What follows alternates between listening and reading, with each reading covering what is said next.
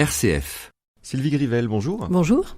Alors la dernière fois, on a essayé de définir quelles étaient les caractéristiques et la définition de l'assertivité. Aujourd'hui, on continue à prolonger un peu le sujet en essayant de comprendre qui est une personne assertive, comment elle se comporte.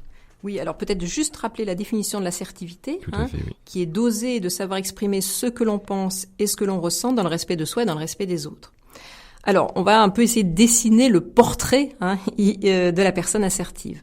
Alors, c'est une personne qui a une bonne connaissance d'elle-même. Alors, on n'a jamais fini de se connaître, mais en même temps, si je ne sais pas quels sont mes désirs, mes besoins, mes limites, mes valeurs, ça va être difficile de les exprimer aux autres.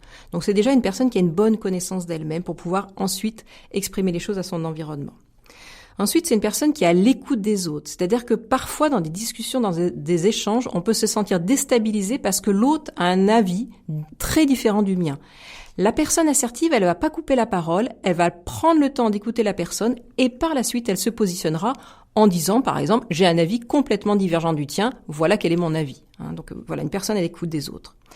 C'est aussi une personne dotée d'une bonne estime et d'une bonne confiance en elle. Alors, on reviendra sur ces notions d'estime de soi et de confiance en soi dans des prochaines chroniques, mais en gros, l'estime de soi, c'est ce que j'appelle la relation de soi à soi, c'est-à-dire est-ce que je m'accepte dans toutes mes dimensions, c'est-à-dire mon corps physique, est-ce que je m'accepte avec mes émotions, donc c'est aussi la valeur que l'on s'octroie, alors que la confiance en soi, c'est la relation de soi à l'action, est-ce que j'ose décider, agir, réaliser, voilà, la distinction entre les deux. Et la personne assertive a une bonne confiance en elle et une bonne estime d'elle-même.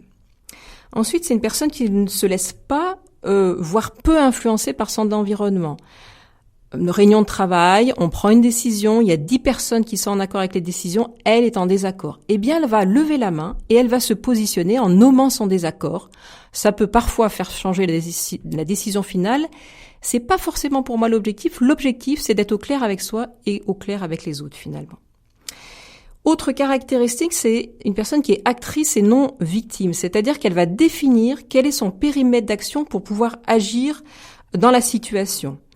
Je me souviens une fois, dans un groupe, une personne me dit, voilà, j'en ai marre, mon ordinateur ne fonctionne pas, de toute façon, ça m'étonne pas, le chef, il faut voir, il prend jamais de décision, et de toute façon, dans cette entreprise, ils sont tous mous, voilà. C'était la situation. Et donc, je lui pose la question, c'est, est-ce que tu as demandé à ce qu'on te change ton ordinateur? Et là, ses bras en tombent en disant, non, j'ai pas demandé. Donc voilà, c'est vraiment une personne qui va être actrice et non dans une position de victime. Autre caractéristique, et vraiment pour moi une des plus importantes, c'est que la personne assertive développe ce que j'appelle une cohérence interne et externe. C'est-à-dire qu'elle va être cohérente entre ce qu'elle pense, ce qu'elle ressent, ce qu'elle fait et ce qu'elle dit. Et finalement, cette cohérence va se voir au travers aussi de sa communication verbale, avec les mots qu'elle va dire, de sa communication paraverbale dans sa voix et dans sa communication non verbale au travers de sa gestuelle, son regard, ses mimiques du visage. Alors, on a bien compris que l'assertivité était un objectif, mais on a quand même l'impression que c'est un peu difficile à atteindre.